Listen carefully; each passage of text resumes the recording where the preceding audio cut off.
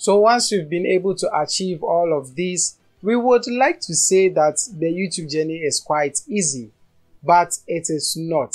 Like I said, you have to be as consistent as possible, create this form of engagement, build a community around yourself, let people you make videos for know that you are actually a person and you actually have a beautiful personality.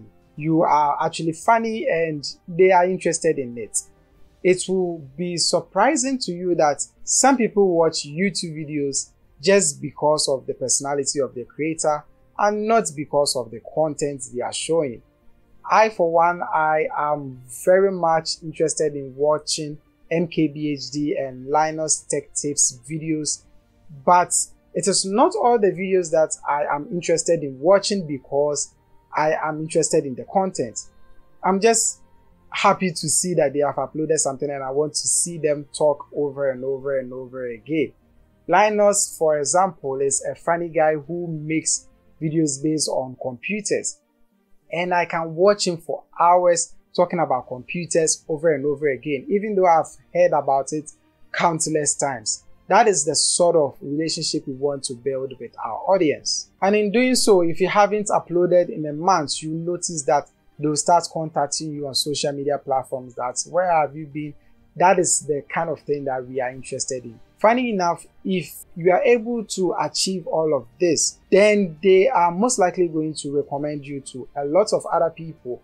YouTube is also going to recommend you to a lot of other people because you have this sort of engagement. Rather than making videos that people watch but they later fall out from watching because they can't get that sort of interactivity with you.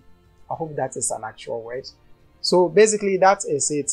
Try to create as many content as possible, engage with your audience whilst understanding what they want, and as always, make sure that your video quality and audio quality is to the maximum. Let audio comes first. So in a nutshell, gear doesn't really matter, but audio gear is important. Your camera is not as important as the lens, so also bear that in mind. And if you are using just your smartphone for all your recording, just make sure that you have an audio device that is of good quality to match your smartphone. I hope I've been able to help you out in this course. I'll be more than happy to leave several links in the description below. You can follow me on social media platforms. We can have some chats in there. If there are anything you would want me to include in this course, let me know in the comment section below and I'm going to update the course accordingly. Anyway, thank you guys for watching and it's nice meeting you once again.